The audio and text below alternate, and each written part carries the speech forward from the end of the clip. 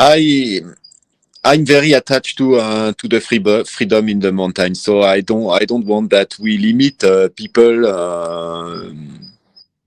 and that we give a limit to the people. Some people can be very very gifted and even have a small experience, but could be very conscious of what they are doing, unable to climb a mountain with a very little experience and just go and try.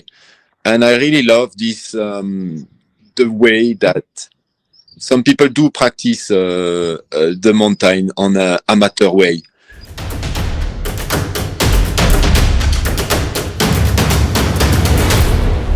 Welcome back to the World Extreme Medicine Podcast with myself, Wem Walker.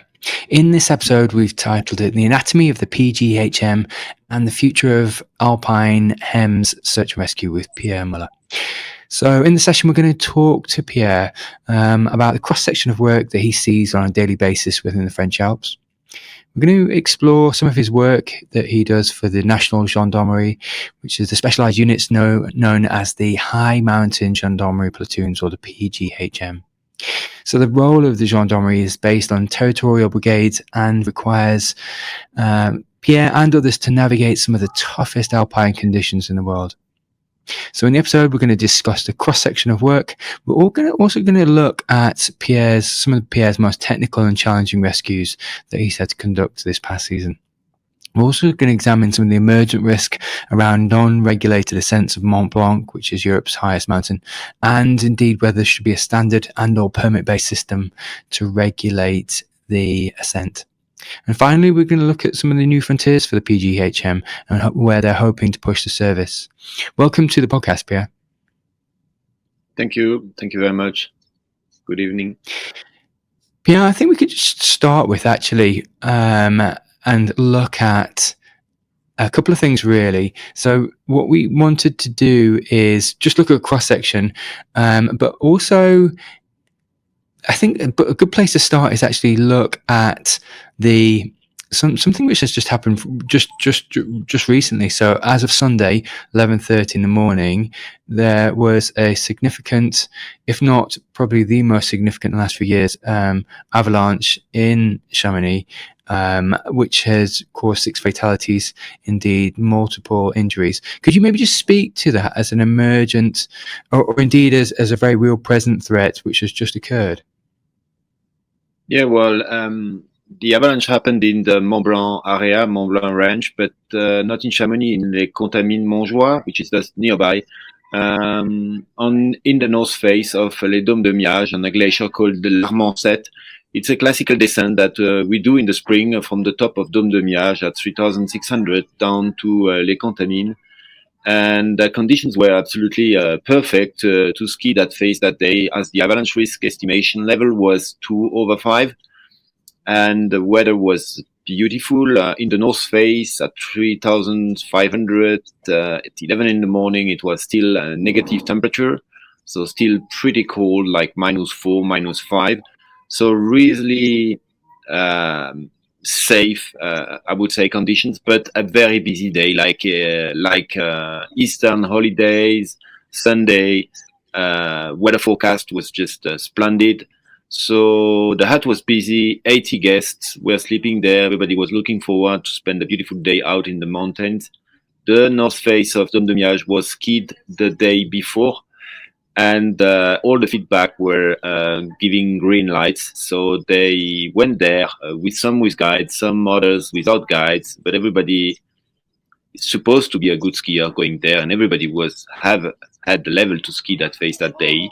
And all of a sudden, nobody knows why, a massive big slab was triggered by probably a very small surface slide of snow from the top, what happens with the fresh snow who just fell, and with the weight who came at the top of this old slab. It triggered this massive avalanche on the north side of Dôme de Miage, and that avalanche carried 13 skiers and killed 6 of them, unfortunately. So Chamonix PGHM was, of course, the first called and be there with a doctor and few rescues, and then more rescues came, more helicopters came, and Well, luckily, most of the skiers survived, but 6 of them were buried under the snow and suffered from multiple trauma and died from those trauma. Yeah. So Pierre, you've been involved in over 500 rescue operations. You've been all across Central Asia, Svalbard, Greenland, Patagonia, the Himalayas, Antarctica. You've indeed climbed some of the big walls in the Alps, so the north face of the Eiger, the Matterhorn in the winter.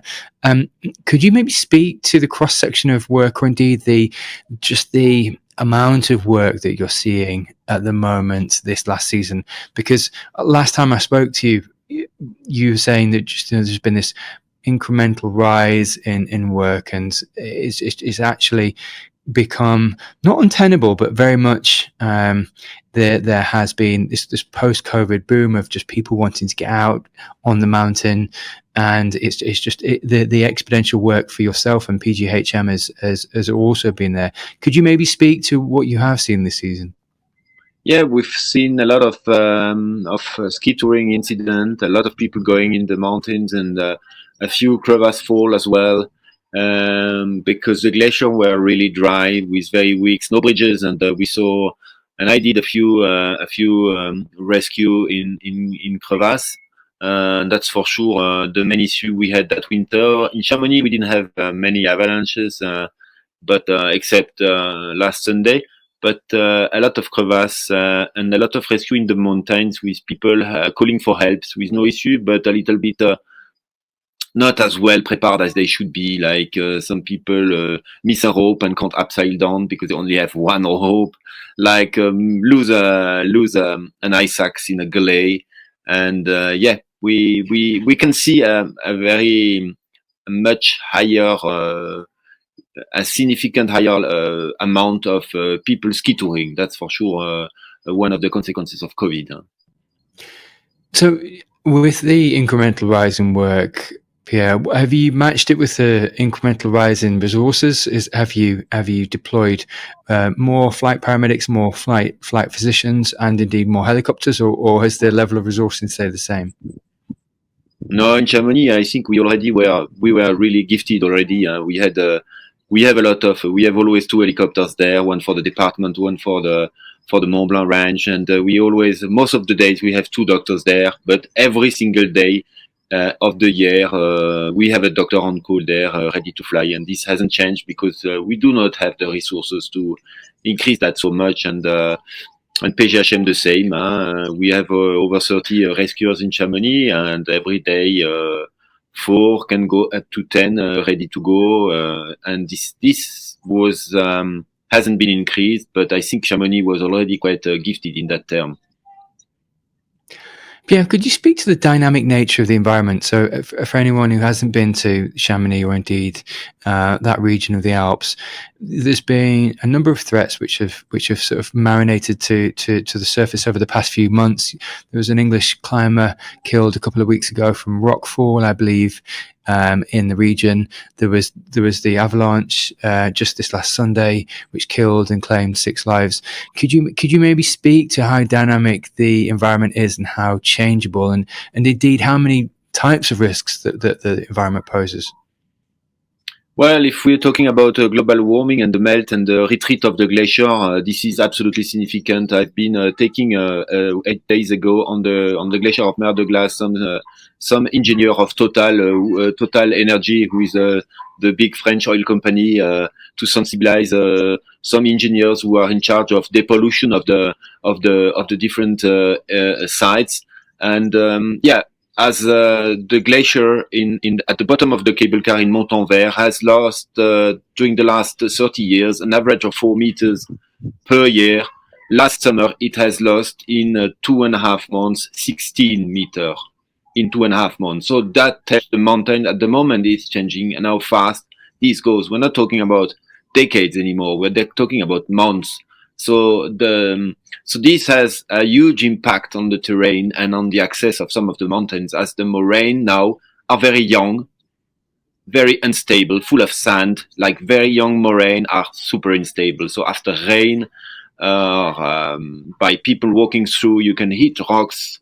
Rock can fall anytime, and And the access of some of the classic routes are not possible anymore. Some months in the year and most of the year for some of them, just because of this massive retreat and the massive melt of the permafrost. And in Chamonix, more than anywhere else in the world, the impact of warming is massive, because Chamonix, the mountains are vertical slabs of granite with a lot of cracks, and the water runs through. And when it collapses in Chamonix, it's all the side of the mountains, like in Les Drues 20 years ago, who falls down. It's not like in Switzerland where we have horns. It's like a big pile of already shitty rock, but no big cracks, and they're just falling like that. But the impact is not as spectacular as it is where you have those steep granite harrows in Chamonix who collapse and fall down. So yeah, we have to keep this in mind and choose carefully where we climb. It's still the paradise for rock climbing in high altitude, and it's obviously still possible, but not anytime and not anywhere. So I was looking recently, Pierre, at the statistics, and the PGHM were responding to anywhere upwards of 8 calls a day on a really busy day. And that could be anything up to 8 technical rescues, highly technical rescues in one day. That in anyone's books is exhausting, because that could be absolutely depleting of your time, resources, and indeed energy to respond to sort of 8 highly technical calls. Could you speak to what an average day looks like? Yeah, an average day is not so many rescues as that day, but some rescues that day were very easy, like you going to collect a twisted knee in the Vallée Blanche. This takes you 20 minutes and this is fast done. But still, once you jump off the helicopter, even on the Vallée Blanche, and even for a knee, you can jump in a crevasse as you jump off the helicopter. So you still need to take a lot of precautions to jump off the crevasse, because we haven't got ski when we go off the helicopter, and we are not roped. But we still need to find the technique to go, and we have good techniques to go off the helicopter on crevassy glacier. So even what seems to be a very classical and easy rescue can still be complicated and dangerous for the team. So this has to be kept in mind. And then a classical day would be, if you have bad luck, you have a crevasse fall, and that takes 2 hours or more to get somebody out with all the team you need to bring and all the stuff you need to put together. And this takes a while. Then you have a knee in the Vallée Blanche. Then you have somebody who has a technical issue in a ice gully, like they can't pull the rope down because the rope is jammed in a crack or whatever. Then you have to rescue those guys. That doesn't involve the doctor, but still needs a couple of rescuers. Then maybe you have somebody exhausted somewhere in Aiguille d'Argentière, and so on. That's a typical day in the spring. And then in the winter, it's more, most of the time, like 60 to 70% of the time, we have big issues on slope, like people hitting a tree and cardiac arrest due to thoracic trauma. This is not for the ski patrollers, or this is for us. So we do not go on the slope for a twisted knee, but for a head trauma or massive trauma, we are involved. So when the ski resort is open in February, March, then it's more 60 to 70% of the interventions are on slope, but more medical, more technical on the medical aspect. Yeah, just to that point, actually, Pierre, I realised, the injuries involving trees. Whenever we used to respond to a car versus a tree, you might think that might only lead to minor injuries, but no, trees are absolutely resilient. There's no give in them at all often, and can be some real significant, like you said, thoracic trauma, spinal trauma, traumatic brain injuries from hitting trees. They can actually pose a real threat, both on an alpine environment and in an urban environment. Of course. I mean, trees are on the side of the slope, and if you ski down at 60 kilometers per hour and you fall and you slide on the slope, you hit the tree on the side of the slope, and this kills you at 60 km per hour. So Just pivoting slightly, Pierre, and looking at some of the technical rescues you spoke to, crevasse rescue being a highly technical rescue, and for all the obvious reasons, really, there's you've got to get down safely, you've got to find and secure the casualty, extricate them safely. Would you say that crevasse rescues are probably one of the most technical rescues you have to do? Yeah. Yes, because they have massive injury most of the time when they are in the bottom of the crevasses, and they need you to be on the side of them to relieve the pain, to stabilize the bleeding, and to stabilize the bone and the spine. Sometimes put pelvic belt or so on. So it's technical, yes, and then it takes a while, even with a very well-trained team, to get somebody out of the crevasse, even with electric winch, even with a lot of very trained staff, and who are doing crevasse rescue almost every single day in the spring. So yeah, this is probably one of the most technical. Then, of course, when you have people stuck in the north face of Grand Juras and you need to winch down in the Grand Juras, it's technically complicated. It's not so complicated as far as you have a good belay stand. And when alpinists are experienced, they usually have good belay stand. Then we can be winched on their belay and trust them. If we arrive and the first rescuer arrive on a shitty belay, then he has to reinforce the belay before we send more staff to help. But this is usually fast and not too complicated when the weather allows. But yeah, crevasses are always a big issue. So Pierre, you're an emergency doctor, you're an explorer, you're an alpinist, and indeed you've been working in the French Alps as part of the rescue team, as part of the PGHM for over 15 years. Could you speak to some of the sort of the debriefs that you guys undertake to maybe share the lessons learned from some of these highly technical rescues? Do you do indeed hot debriefs, or do you maybe do the cold debriefs, some more sort of clinical case reviews? How do you share the learning from some of these really challenging cases? Good questions. There is usually a very short debriefing after, but we talk about it's not an official, nothing is very formal, but we do organize once a month called debriefing. We call it PIMS, like the cakes, because it does involve the pilots, the mechanicians, the rescuers, and the doctors. And now we open the PIMS, so the cold debriefing, to all the staff of the hospital, all the doctors who are involved in extra hospital and déchocage. So how do you call déchocage in English? It's the hot room in the hospital where you stabilize the patient because before he goes to the intensive care unit. Huh? Oh, the resuscitation room. The resuscitation room, yeah.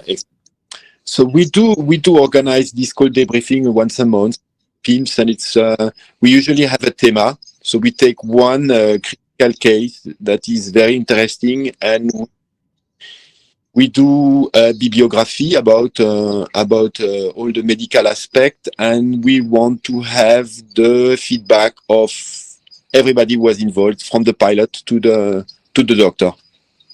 And this has been formalized since a year now, and it's really good. I think we learn a lot from that. So looking at the cross-section of work, you and the incremental rising work, Pierre, could you speak to what your thoughts are on whether there should be a baseline of competence and whether that should be checked before people are allowed to make summit attempts or indeed even climb on some of the tallest mountains in the region? I'm very attached to the freedom in the mountain, so I don't want that we limit people and that we give a limit to the people. Some people can be very, very gifted and even have a small experience, but could be very conscious of what they are doing, unable to climb a mountain with a very little experience and just go and try. And I really love this, the way that some people do practice the mountain on an amateur way. And as far as the only problem is that we oversell some mountains. So we keep saying that Mont Blanc is easy to climb. Mont Blanc is easy to climb because we have fixed rope on all the Aiguilles du Goûter. If we just remove the fixed rope from the Aiguilles du Goûter, it's a totally different story. So you don't need to have a gendarme at the bottom to see whether you are experienced or not, whether you go with a guide or not, to fix the limit to access to the mountain. And I want that an amateur coming from England or from Norway or from wherever come and climb the mountain as I can climb Ben Nevis without a policeman at the bottom giving me a limit. But still, the Mont Blanc is overcrowded. So we have to find a way to regulate that because it's not possible. And I don't know why everybody wants to climb Mont Blanc when Mont Blanc is busy. You can climb Mont Blanc in June, you can climb Mont Blanc in September. If you're tough, you can climb Mont Blanc in winter or with the ski in the spring. But you can climb almost Mont Blanc anytime if you're tough, well prepared, and good. And if you don't climb the Mont Blanc, there is a lot of other sexy mountain to climb. And the problem is that we oversell this mountain because it's the highest peak of Europe, Western Europe, or the Alps. But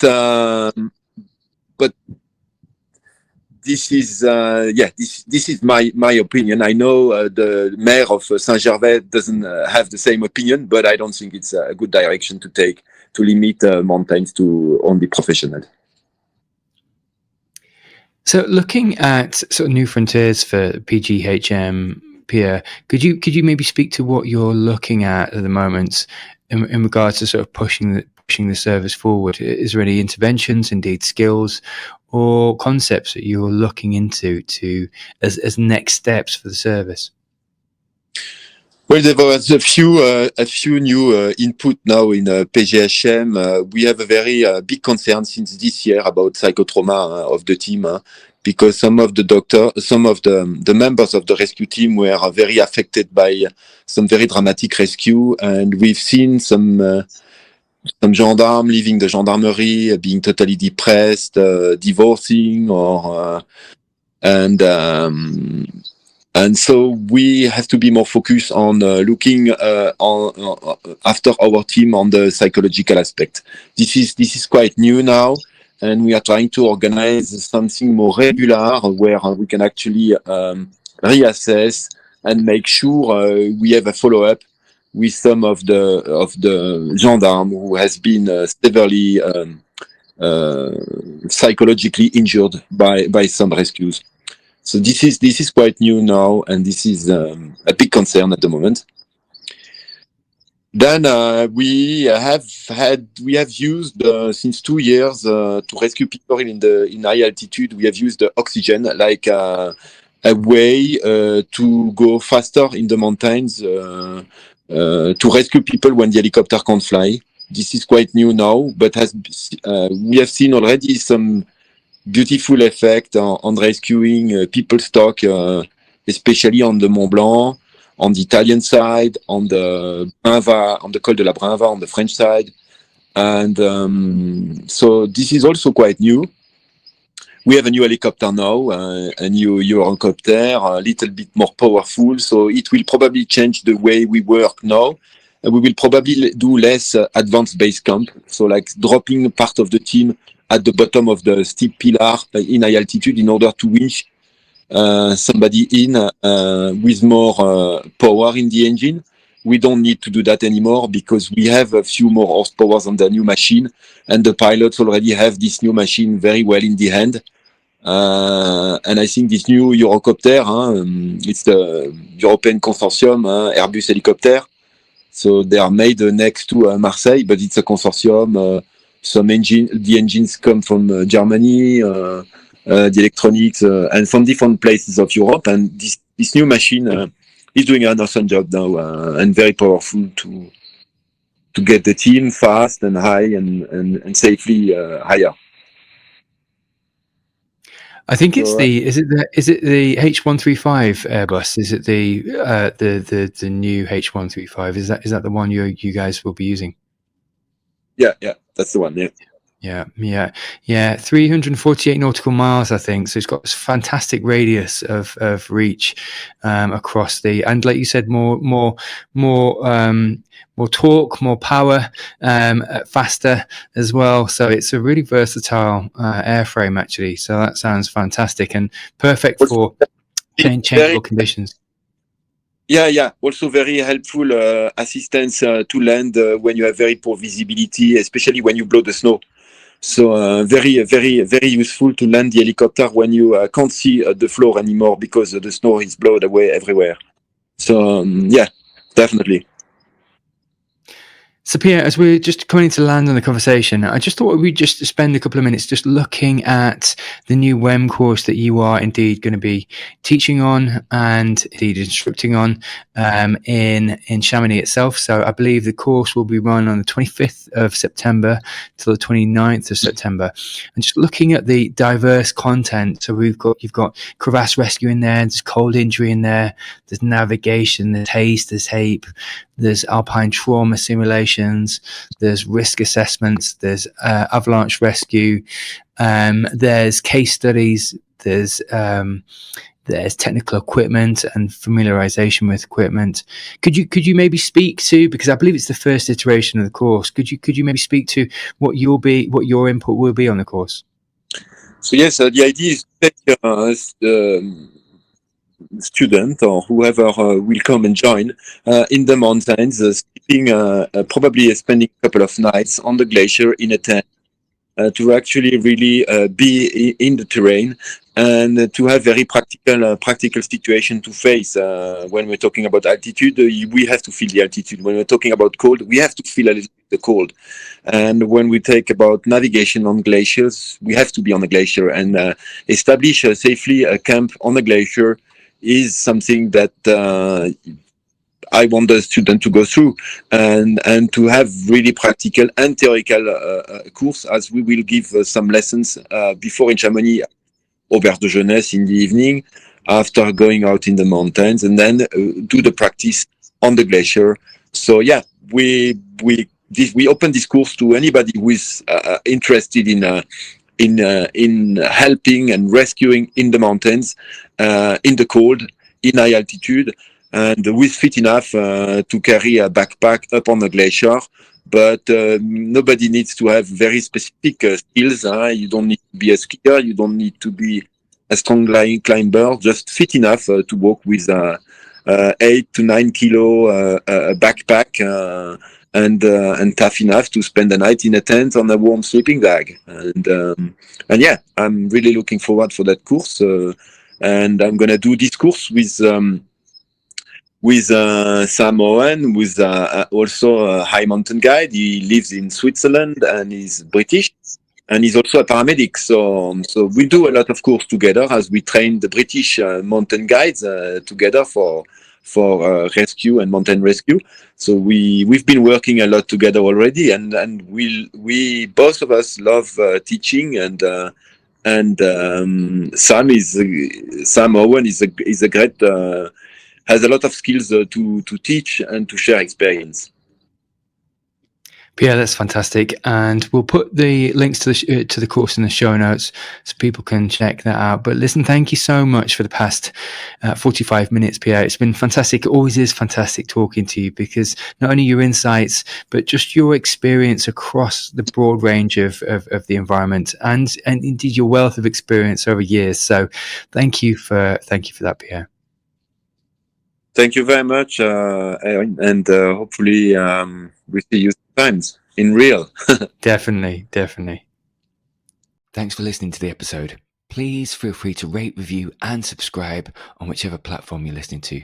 Please also head over to the World Extreme Medicine website, where you can find more engaging content on extreme medicine webinars and indeed the collection of courses from our global network, including humanitarian, disaster relief, expedition, space, military, tactical, and performance medicine.